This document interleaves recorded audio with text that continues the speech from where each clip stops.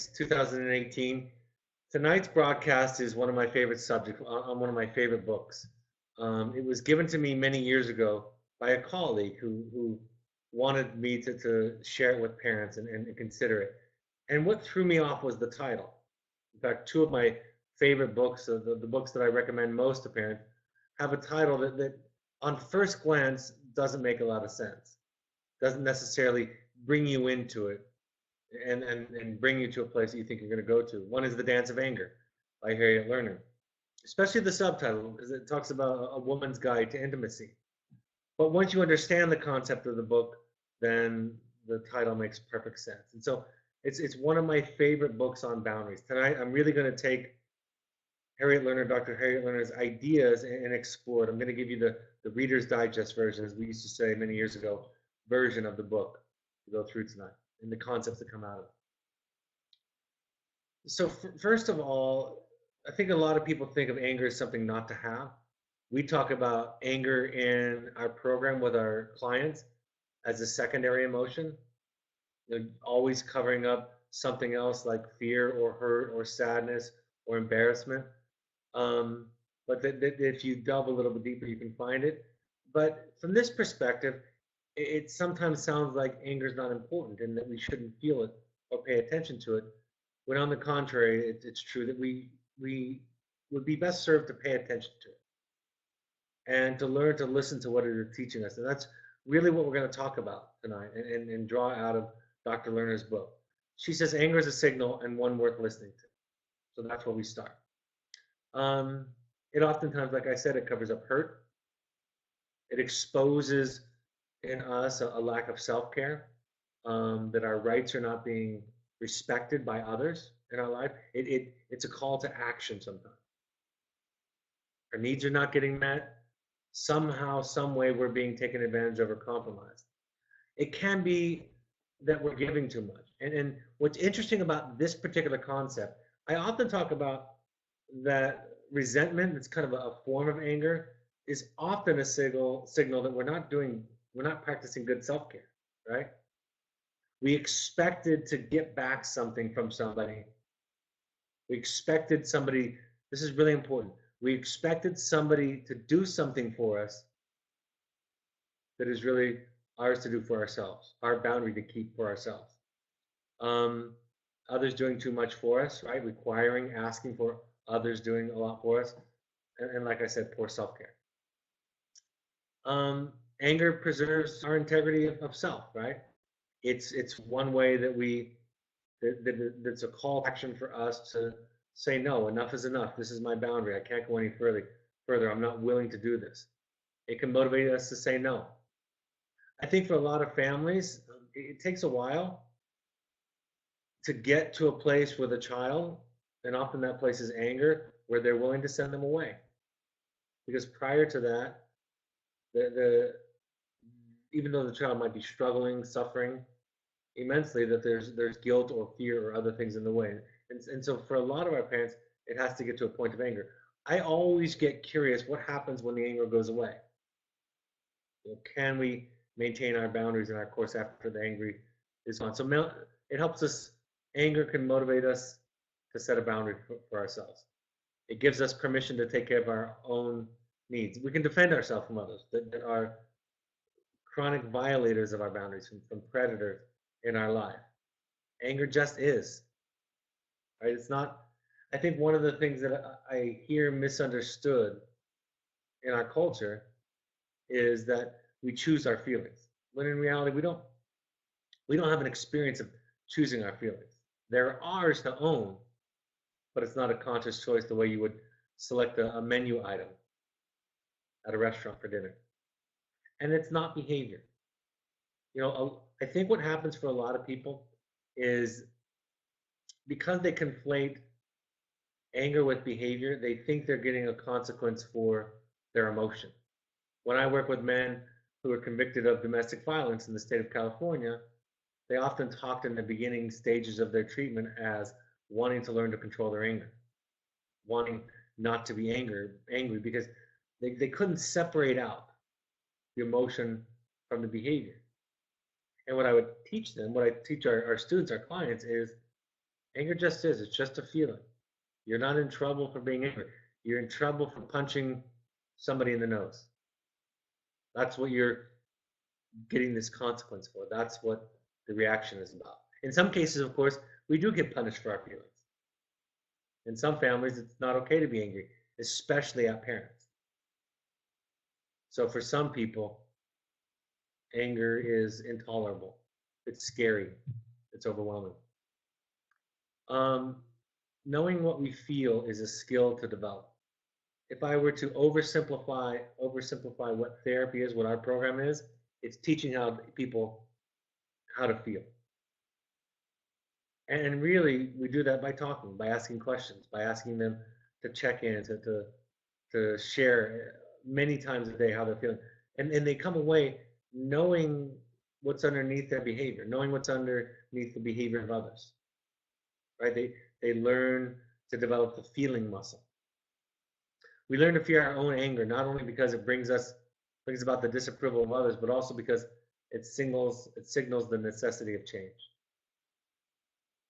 Anger can be scary for a lot of us. Some families don't do it well. Some parents weren't brought up where anger was okay. The question becomes oftentimes, sometimes parents want to decide their child's feelings for them, right? They'll say things like, he doesn't have a right to be angry. Others have it so much worse. And the thing about that is we don't get to decide how somebody feels. When we think that we do, we try to dismiss it, explain it out of them. We might outright use shame to try to get them to not feel it. I shared this with somebody just recently that I saw a quote somewhere that said, telling somebody they shouldn't be upset because other people have it worse is about as smart as telling somebody they shouldn't be happy because other people have it better. We would never think of doing that. And yet when people are angry, we often try to talk them out of it. We try to explain it out of them because it scares us. It's frightening. Some people don't want to feel angry because when compared to, if you compare anger to thirst, I can't get a drink of water right now. I can't make it go away. So why feel it? What's the use? What's the utilitarian value of it? So how can we use anger? How can it transform us? How can it be helpful to us? We can learn to turn into the true sources, Dr. Lerner says, of anger and clarify where we stand. It can start to signal to us what's important to us, what we value. I'm going to talk a little bit later about the fact that that's not enough, right? It's not enough just to be angry about something. It is, like Dr. Lerner says, a signal for us to do some work. We can learn to use healthy communication skills with others, to have a better chance of being heard, of communicating. We can learn to observe and interrupt non-productive patterns of interaction, changing our part of the dance. That's really what this book is about. But a lot of times, chronic anger and resentment are because we're not willing to change. I hear all the time people say things like, he can't talk to me that way. He can't treat me that way. She can't say that to me. She can't do that. And my response, often in my head, if not out loud, is yes, they can. They can do anything they want, really. What you're really saying is you wish they wouldn't. And we do so much in our relationships to try to get somebody to change. Because if we can get them to change, whether it be our children, our spouses, then we don't have to set a boundary, which is a frightening and difficult thing to do for most of us. It's important to learn, this is really critical. I'm going to spend a moment on this. It's important to learn how to respond to counter moves or change back energy. And I'll say it this simply. If you make healthy changes in your life, your loved ones, your family, your friends, even those that have the best of intentions, will oftentimes be uncomfortable with the change. They'll ask you to change back. It might be through guilting, it might be through a threat of abandonment or disapproval.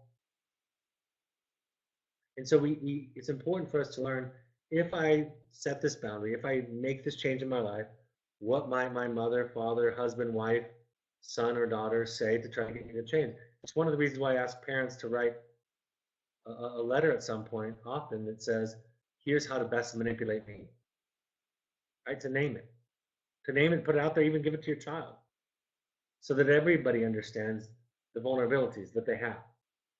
And when we name them, when we identify them, they become less powerful for us.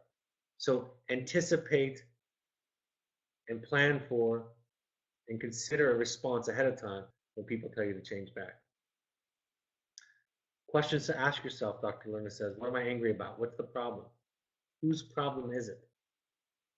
A lot of times, like I said, we want to make it their problem. And it's easy for all of us, isn't it? It's easy for us to focus on somebody else changing rather than focusing on ourselves changing. I learned about the time I was reading this book that I didn't lack clarity in a lot of my relationship choices. What I lacked was the courage to be able to do it. I lacked the ability to step into my truth because of the fear of what might happen, of things that I couldn't control. How can I express my anger in a way that won't leave me feeling powerless, right? Part of what I try to do with parents is empower you to step into your truth and that it's okay. I often say you can't choose how to lose.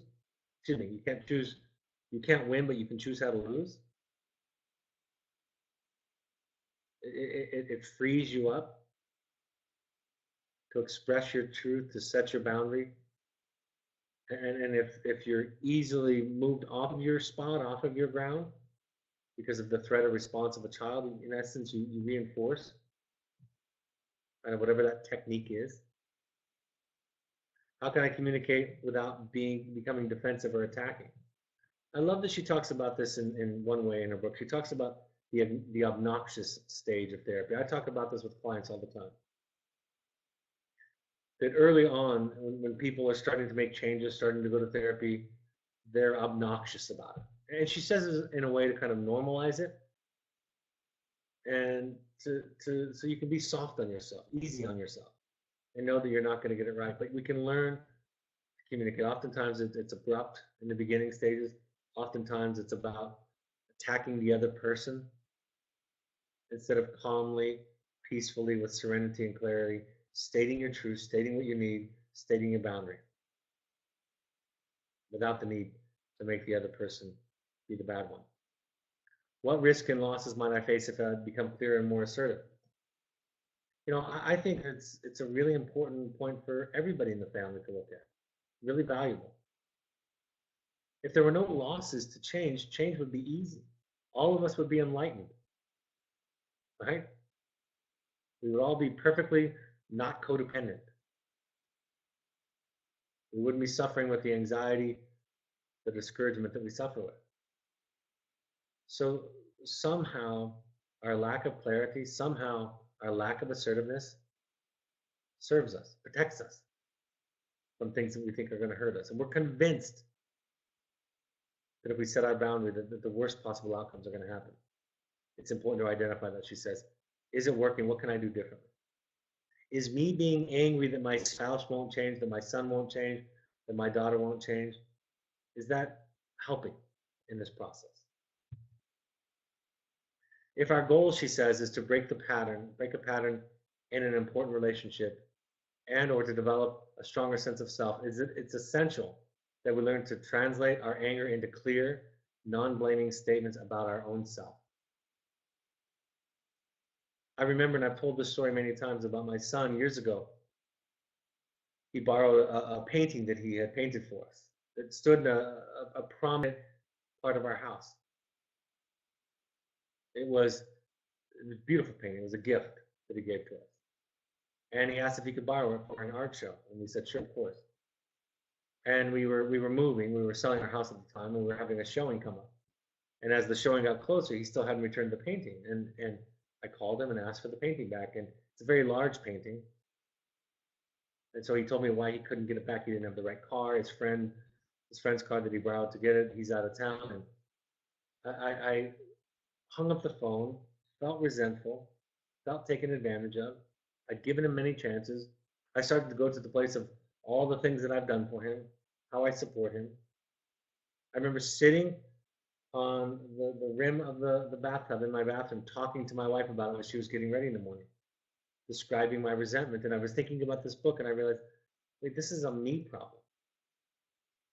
This is my problem. My clarity was about me. So I got up, I went in and called him, and I said, I need it back by tonight at 7. If you don't do it, I'm going to drive down to your house about 45 minutes away, hour and a half round trip, and I'm going to get it myself. And he hung up abruptly, not happy about it. Right? I had to start to deal with the change back. In a couple of hours, he drove up to our house, opened the front door, walked in with the painting, hung it up on the wall, walked out without saying a word to me. And I thought, that's about right. That's about what I was afraid of. And a day later, we didn't talk about it. But I was held hostage by my own fears of rejection, of that I would upset him, that he would be angry with me. And that's a very small example, but it illustrates larger examples in our lives that we're afraid, what we're afraid of. If we step into our truth, assert ourselves, state a boundary, require it of other people. Blaming versus assertive claiming. Everybody has a right to their opinion. Don't try to change the other. You know, one of the most elemental measures that I'm taking when I'm listening to a family is, does everybody have a right to their feelings, to themselves, to their thoughts, to their ideas? It's hard for us as parents because if we can change our child's mind, then again, we don't have to do the work of boundaries. We don't have to follow through. And follow through sometimes is hard for a lot of reasons. It takes energy, it's inconvenient, and we're afraid of the emotional punishment and backlash. So we get worried, we get anxious when our children express ideas, opinions, thoughts, feelings, and beliefs that are going to lead us down a road that we're afraid of. Right? We have to insert ourselves into it. We have to change the mind so we don't get to that place. So I listen a lot to this idea. Clients and students will tell us often, after their experience at Evoke, it was one of the easiest and freest places they've ever lived in their lives. Not because the rules and the structure isn't significant, and being outdoors 24/7 for weeks on end isn't difficult and trying. But when I ask follow-up questions, the answer is because I could feel and think what I wanted. There were lots of structure, lots of rules, lots of consequences, but I didn't have to feel or think a certain thing.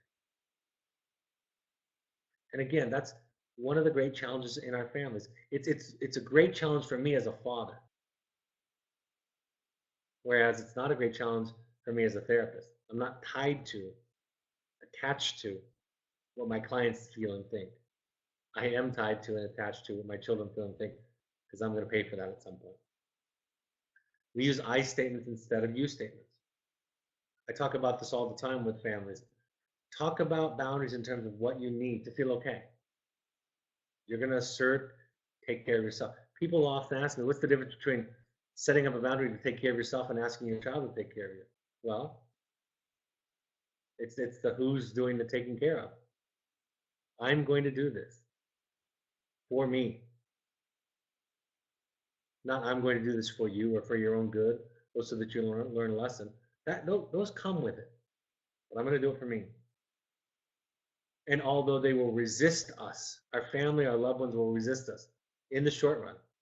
Our children, more specifically, will be grateful that we're taking care of ourselves. It'll be a relief for them. We will be safer for them when we take better care of ourselves. Don't try to get children to others to agree or like it. She starts off, and I'm going to share about a couple where a wife says that her husband forbade her from going to a lecture of Dr. Lerner's, and how she had everything in the world to try to get her husband to change his mind, except for just asserting herself and doing what she needed to do for herself. And lastly, owning our problem. Right? This is ours. Anger is something for us to work on. It's something for us to, it signals for us that we need to make a change in our relationships and our boundaries, how we operate with others. Like I said, the early story is about Barbara. She submits to unfair circumstances, right? She goes along with her husband putting his foot down that you're not going to go listen to some feminist speaker and mess up what we got going here. She feels powerless, like she's not in control of her life.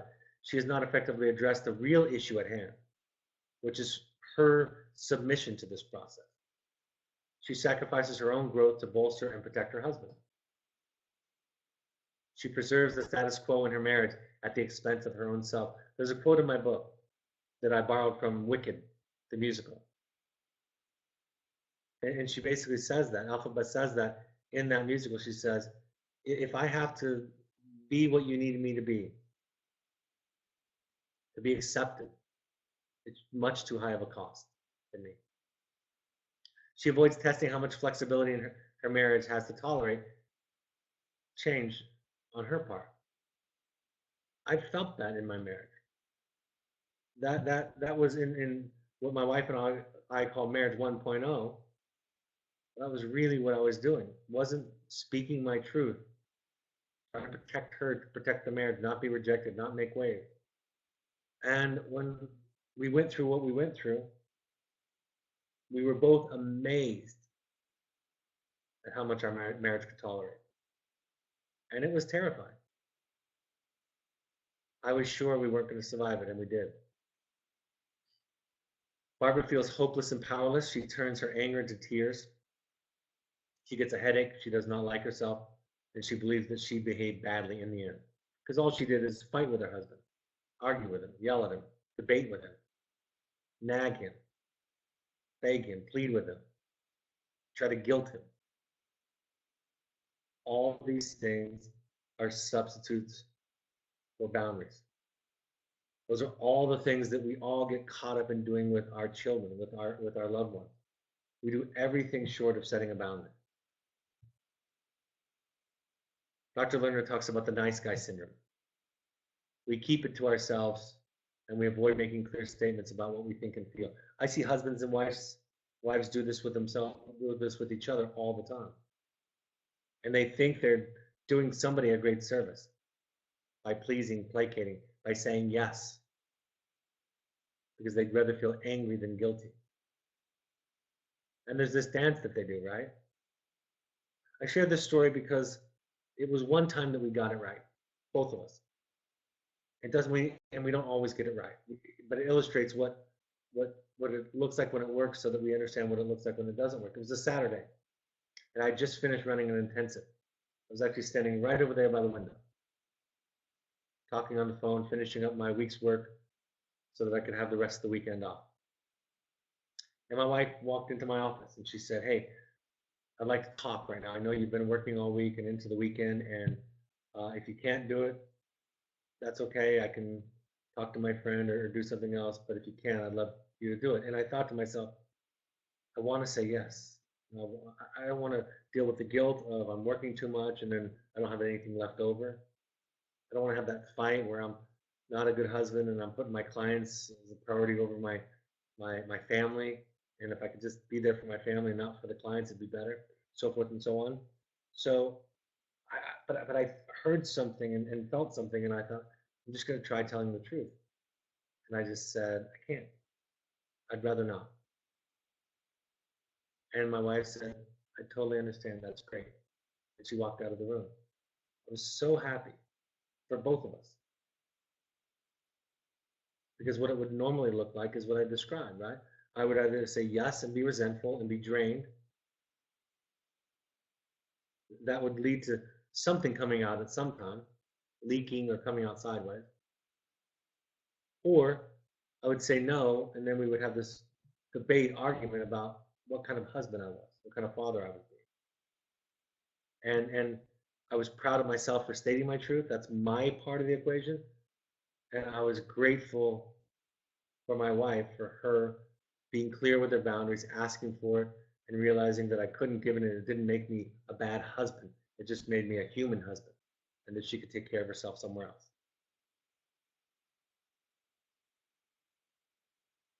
We lose clarity of ourselves when we try to be something we're not. There are three risks involved, as she says. We assume we're on responsibility for other people's feelings and reactions, right? We become good managers of other people.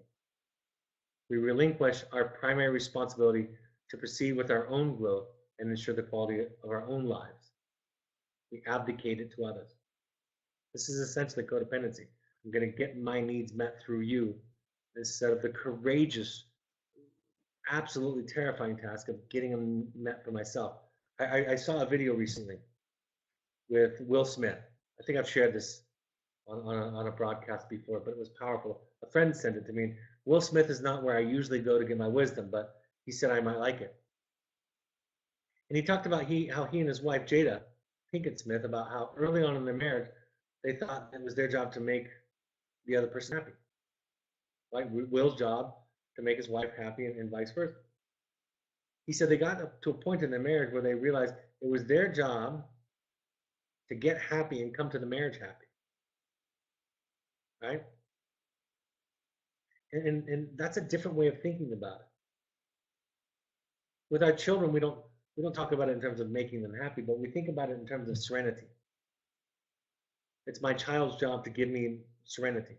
They have to stop being depressed or using drugs or acting out, or whatever it is, so that I feel okay, so I can sleep at night, so I feel peaceful. When in reality, it's our job to go take care of that, to go get those needs met, so that when I come to the relationship with my child, I'm there for them.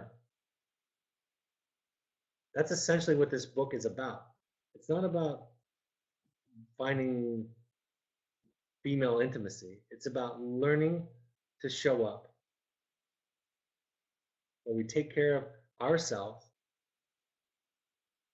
which is frightening to do, and then to be there for other people as we can be. We behave as if having a relationship is more important than having a self, right? There's so much on that now in our culture and our literature about how we're recognizing that being a self is our primary responsibility. It's the first ingredient in intimacy. The boys asked me, and I was out in the field this week, and some of the boys found out that I was one of the founders of our programs, created our program, and they asked me, well, why do you do this? Why did you create this? Why separate families? And my answer was, we're trying to heal people. And we start with all of you individually, and the time and the space that gets created provides an opportunity for everybody to get healed and grounded, to know themselves. The pace of letter writing therapy is like a walkthrough, right? It's slow, and it allows for awareness. We get out of the kind of real-time trigger reaction with each other, the pinball, the ping pong back and forth. And we start to develop our truth. And that then becomes the ingredient, the starting point, the jumping off point for intimacy, for connection. So we're really working on connection, the early stages of it, which are about everybody in the family finding themselves. Dr. Lerner talks about de-selfing. Too much of oneself, including one's thoughts, wants, beliefs, and ambitions, is negotiable under pressures from the relationship, right? Every relationship. While this is a book written to women about their intimate relationships, it really is just written to human beings about what it means to be a self and how we're willing to get rid of that out of a fear or a threat of losing a relationship. She talks about the under-functioning, over-functioning dynamic. We're actually colluding with others in our lives for them to maintain the same behaviors that they maintain. I had students share that with me today. He said, I was thinking that I was going to get a bad reaction from my father this week. I thought my dad was going to get mad at my letter. And he said, and he wasn't. And he said, I realized when I got a letter from my dad that was patient, understanding, compassionate, and empathic, I realized that I was expecting him to get mad. I was actually kind of wanting him to get mad so I could justify my anger at him. So we do so much in relationships to inadvertently reinforce the things that we want to see change. This can happen in terms of our emotions. One person feels all the feelings, our limits and our boundaries. One person does all of that work, the other person does very little. The nurturing and connection, again, one does a lot of it, the other does very little. Or even worrying. Sometimes there's not enough room for two people to worry in a relationship because one is doing so much of it. Dr. Lerner's version of what I call in my book idiot parenting. When we use our anger to make statements about the self, we assume a position of strength because no one can argue with our own thoughts and feelings. They may try, but in response, we need not provide logical arguments in our defense. Instead, we can simply say, well, it may seem crazy or irrational to you, but this is the way that I see it. And this goes for everybody in the family. Right? I had a parent say to me today, I think I'm making the mistake of approaching my child with rational, logical thought. And I said, absolutely. Right on. That's exactly the mistake that you're making. My therapist said one time to me, in order to understand somebody, you have to lose your mind. Right? You have to see the world from their unique perspective, which often has in it emotions and ideas that aren't rational, except for in their very unique context. So when we grow up in a family, when we develop a family where people, it's not about being right or rational or good, but about being people, it changes everything. We equip our children when we raise them in a family more like that, we equip them to go out in the world and to be a strong self, to be okay, to not be held hostage by others. I love the story of the New York City bus driver. The three women on vacation in New York City getting on the bus, and the bus driver yells at them very quickly and tells them to get to the back of the bus and sit down because he's got to make his route. And they have three separate reactions. One is very depressed, feels beaten down by it. One is angry at the bus driver. And one wants to take a picture of the bus driver because she thinks it's classic New York City personality coming in. Same behavior, three different responses that tell us a lot about the individual women and nothing about the bus driver. So we take ownership for ourselves. We don't say things like, you make me angry, you make me scared, you make me miserable. We feel certain ways and then we take responsibility for changing it. It changes this desire. We put our energy into taking responsibility for other people's feelings, thoughts, and behaviors, and hand over to others responsibility for our own. That's why we like you statements better. It's much, much easier for me to talk about what a jerk my wife is being tonight than it is for me to own my feelings and what I need to do in it. I could talk all day about other people's problems. But talking about what I need to do to change, that's terrifying. Avoiding the cause and effect relationship thinking in relationships, this idea that others are causing something. And reasoning with our children, right? We think we enlightened parents as we see ourselves, evolved parents as we see ourselves. We aspire to reason. We think reason with our children is the highest form. It sounds like an enlightened thing to do, but usually it boils down to trying to get them to see it our way, to justify our behaviors, to explain away their feelings. If you could just see it my way, you wouldn't be upset. Right? That's what they hear. Don't feel. Don't think the way you think. We want our kids to want to change. Right? Because again, if they want it, we don't have to do some of this hard work. There's 3 steps that she talks about. We listen and empathize. We avoid advice, reassurance, criticism, interpretation, or instruction.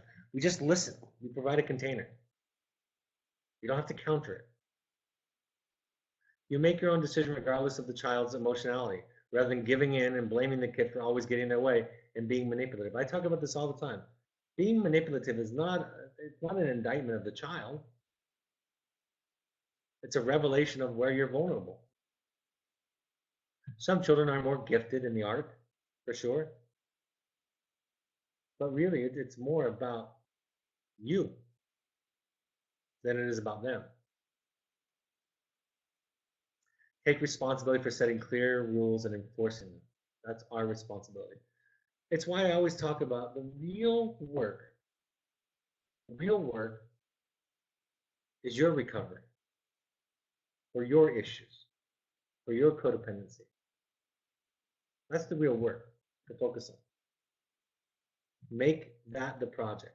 Instead of thinking about kind of planning for their relapse, talk about your relapse. Make that part of the culture in your life, in your families. What are you doing? What do you need to work on? What are your triggers? What are your hot spots, your vulnerabilities?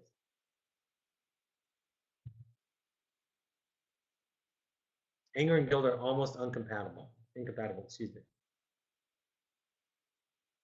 But it's one or the other. I learned from her book that guilt, this is when it really became crystal clear to me, that guilt was a force in our lives that prevents us from doing the right thing in most cases. It does not encourage us to do the right thing. It prevents us from doing it. Try to gain the courage to stop feeling guilty and begin to use our anger to question and define what is right and appropriate in our lives, right? Guilt, which most therapists, psychologists, self-help writers will say is a sense of feeling bad about what you did. Not really. It's the misunderstanding, the erroneous belief that when somebody's upset or hurt or sad or discouraged or mad, that we did something wrong, right? It's our belief that if we do step into our truth, assert ourselves, demand what we need for ourselves, and other people are upset about it, that we're wired to think that something bad about that. Most parents that I talk to have to learn to tolerate guilt in order to do healthier self-care, assertive communication and boundaries, right? To do the right thing, they have to learn to feel and tolerate that guilt. Notice guilt-inducing tactics when we start expressing our anger appropriately.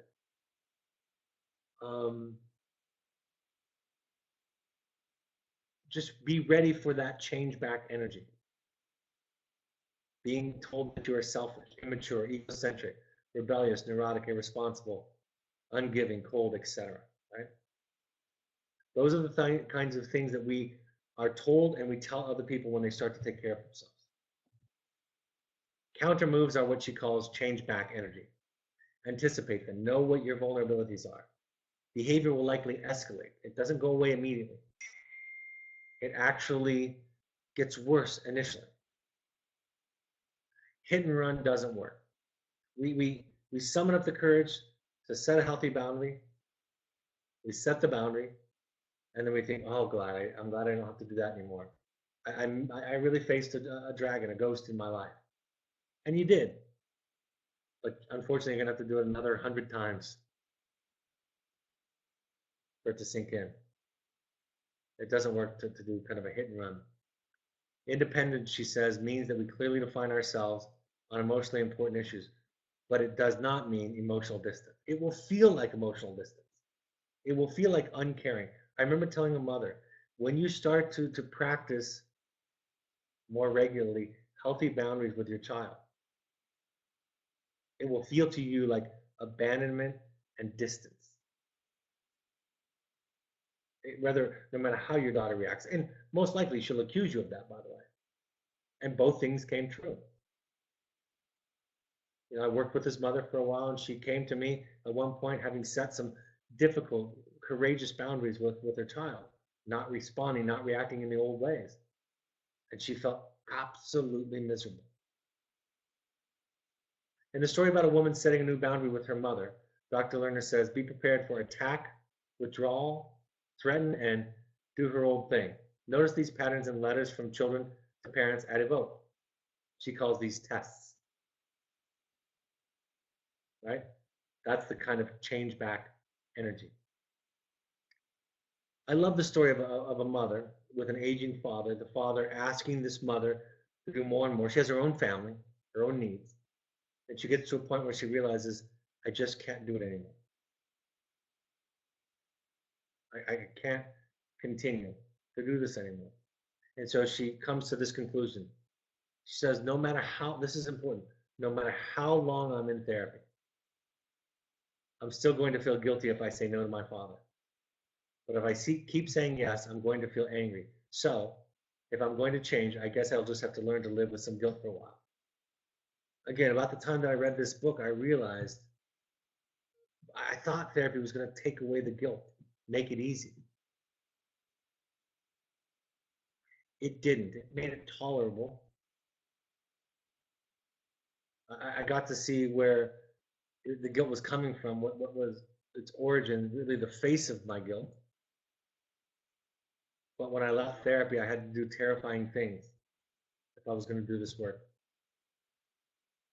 And this is essentially the summation of Dr. Lerner's book. Anger is a tool for change when it challenges us to become less of an expert on others and more of an expert on the self. Anger is a signal that we need to do something different, sometimes right now in the immediate, and definitely over a long period of time in our relationships. It's a signal that we need to work on something different in our lives. And we have to be willing to get out of that room of anger. We have to be willing to walk through the door of guilt, learn to tolerate it. Same with your children. They have to learn to tolerate guilt in order to do the right thing in their lives. All right, I'm happy to take any topic-related questions. I'll go on to some of the upcoming events, and then I'll address any of your questions. We want all of you to attend 6 12-step support groups by the time your child leaves the program. That's our request. You learn about all of this. This is where you get, this is the work. This is what you do, what I talked about tonight. Some combination of Al-Anon, CODA, Families Anonymous. You can also go to NAMI.org to find out about free classes, information, affordable services in your area. Follow us on social media. First of all of these broadcasts are available on the podcast app. If you have an iPhone, just go to the podcast app and search Evoke Therapy Programs. If you have an Android device, download the SoundCloud app and then search Evoke Therapy Programs there. If you're on a computer, go to soundcloud.com and search Evoke Therapy Programs. Follow us on Twitter and Instagram at Evoke Therapy. Facebook, search Evoke Therapy Programs. You can find the Evoke Family Foundation on Facebook. It's an organization of alumni parents that's organized to help people who can't afford treatment, raising money, providing scholarships. The Evoke Therapy blog is a source for information each week. My book, The Journey of the Heroic Parent, is available on Amazon. There are also audio versions there. The next workshop, we have a couple of spots. We have spots available at our next workshop. Talk to your Evoke therapist about combining this visit with a visit to your child, if it's appropriate. The next one is October 13th and 14th at our Southern Utah Entrada location. Contact Melanie at evoketherapy.com for more information or to RSVP. Our next Finding You, this is really going to your family of origin, finding out where all of this is, where all of this lies. If you want to do a deep dive into this, powerful, dynamic deep dive, come to our 4.5-day workshops. Finding You, the next one is October 17th to 21st. Finding You 2 is for people who've been through Finding You. So we have our first one. I'll be running these October 10th through 14th and November 25th through 29th. And then we just opened up our alumni intensive, which are for clients who have been to the program. They have to be 18 years old as of the date listed here. But they could have come as a young adult or an adolescent. And so it's in our Park City cabin. It's not outdoors. They're not going back out to the wilderness, but we thought it'd be neat to provide that for them, for those that want a refresher, want to go into an intense piece of their own work. We had some parents ask when we sent out the invitation, if this was for alumni parents. So we're going to open up, I mean, you can go to Finding You. Half of the parents that go there are current or alumni of our program, but we're going to set up one specifically for alumni parents also. Contact us at intensives@evoketherapy.com or go to our website for more information. Parent support groups upcoming. I'll be in Birmingham, Alabama, Friday, October 26th. Chicago, Illinois on Tuesday, November 6th. New York City on November 12th. Philadelphia on November 14th. Contact Melanie at Evoke Therapy for more information. Pursuits trips are family trips, 3 to 14-day trips for young adults or families. If you want to do some work, you can contact our admission staff about that. First parent says, we recently told our 20-year-old son, who just began smoking pot after 7 months of sobriety, that we would no longer support him with an allowance, just rent and utilities. Instead of saying, okay, I won't smoke pot anymore, he refused to stop,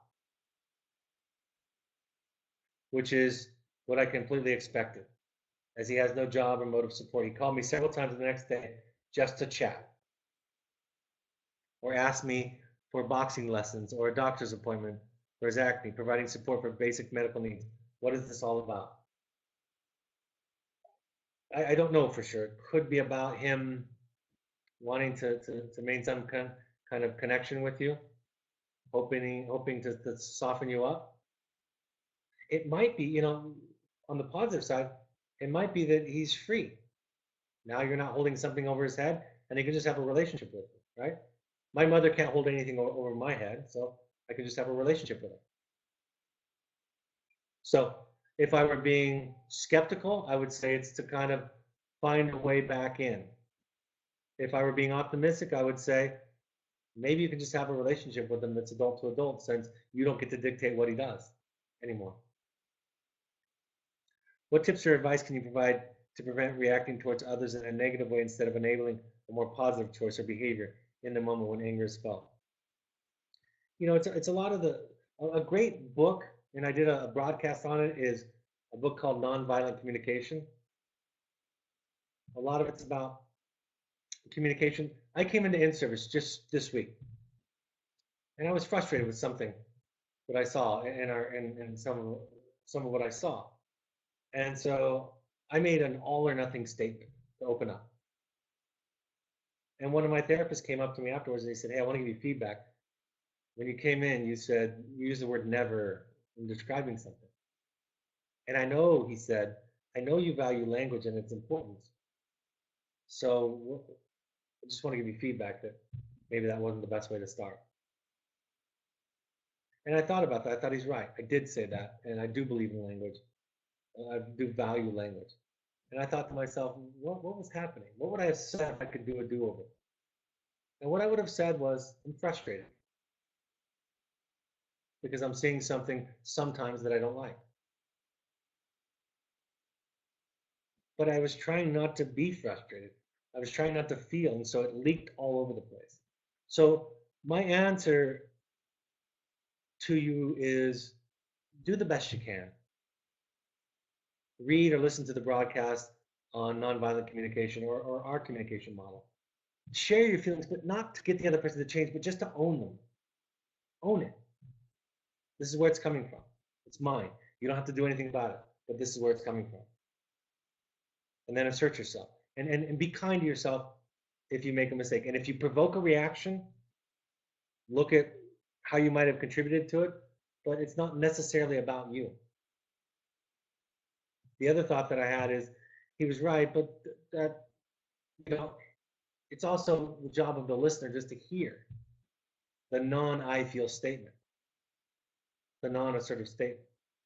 And in my moments where I have great capacity, you could say just about anything, anyway to me. In the moments where my capacity is waning or very limited, you have to say it just perfectly right, or I will nail you to the wall on it. So my reaction to you asserting yourself, expressing yourself, isn't necessarily about you. You can ask yourself a question that's not necessarily about you. What tips or advice can you provide? Oh, that's the one I already read. I have a comment. I've become leery of anger because it is usually because I have misunderstood something or just not thought it through. Sometimes that could be the case.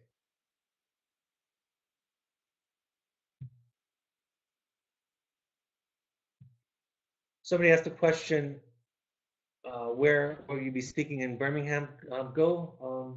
If you'll email, I don't know right now off the top of my head, and I'll add it to the next slide, but email Melanie at evoketherapy.com and she can tell you.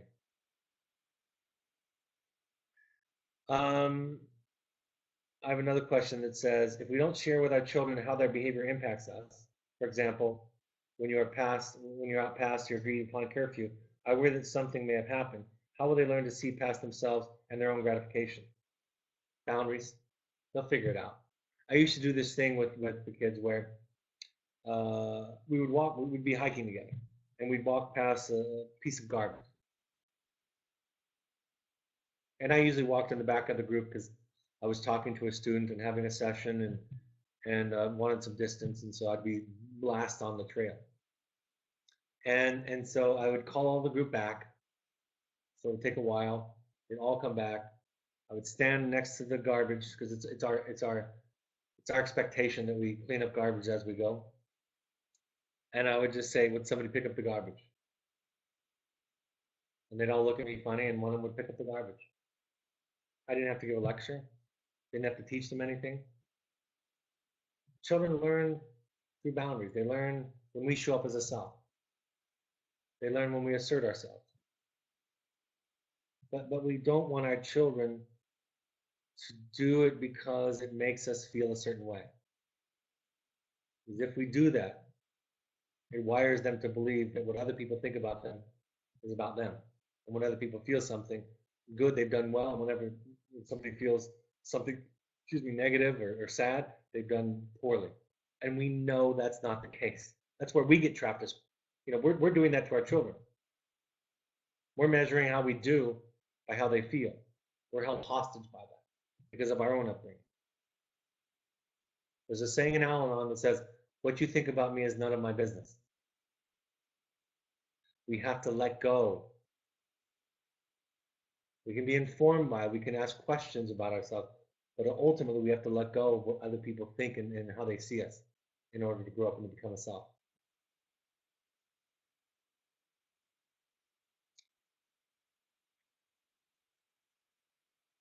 What I say isn't necessarily angry, but my tone of voice or facial expression is.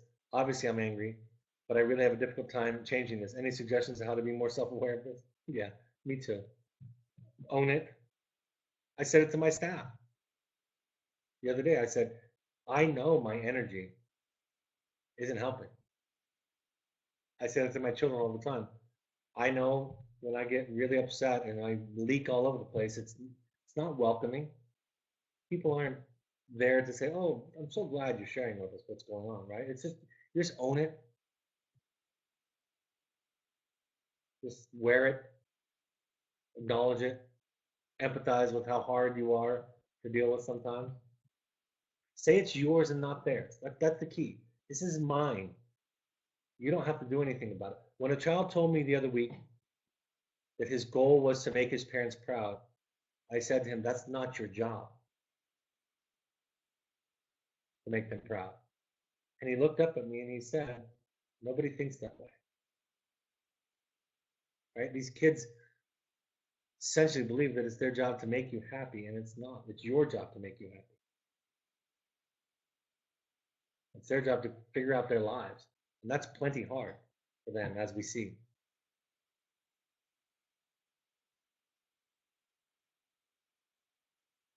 I have been angry about the lack of communication with and from my son. He is 8 months out of his evoke experience and is still out of state. Can I just say that I would like more communication? Of course, you can ask for it. You can request it. I don't know the circumstances, obviously, because I don't know the entire situation between you and your son. But I would start a conversation with yourself, just with yourself, and with him about why doesn't he communicate? Is there something I'm doing that makes you feel unsafe? When you talk, do I smother you? When you talk, do I talk you out of your feelings? When you talk, do I beat you over the head with it? When you talk, do I get anxious? And therefore I'm not safe to talk to, right? I would explore that dynamic with yourself and with him. I would come up with, I would identify, if you can, without his help, 3 or 4 reasons why it would be hard to talk to you. Why it would be hard to be your child? And put those out there. See if any of those land. In the end, you may have a need for him to talk to you, and he may not have a need to talk to you. So you can consider that too. Maybe that's your need, not his. That happens for all of us all the time. I know the transition back home is often bumpy. Is there a time frame that you generally see for this time of the journey? I've heard some people say 1 to 2 years. I'm finding this period particularly stressful as our son has been home for 4 months and we're trying to see how we fit. Well, there's research, and I can refer you to our research page where we talk about the timeline. You know, somebody asked me the other day, they found out that I'd sent my son through the program. My second son went through a wilderness experience this summer also. But speaking of my first son, they asked me, did it work? And I said, it's not so black and white. Like it changed our trajectory. It built a bridge between us. It made me aware of new things about my parenting that I didn't know and wouldn't have found out without it. It gave him a tool set, some insight. It set a new baseline. There's all these different ways that it changed. And, you know, now my son, 25 years old, in graduate school, happy, absolutely thriving in his life in most every way, valuing that time back when he was 13 and 14 in wilderness for sure.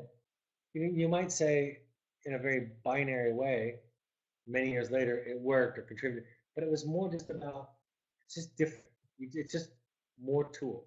I try not to think of it. When I think about it with families and family therapy, I don't think about it as work, not work, back to where. It's just a shift. It's just getting things unstuck. It hopefully changes each side of the equation. And even if I point you to our research page that talks about the timing, you might not fit into that part of the bell curve. It might be different. So what I would say is look at yourself, look at your son, look at the relationship, look at it as just an opportunity to now use some of the work, see where it can go. And try, this is hard, but try not to think of things as pass and fail, good or bad, worked or didn't work.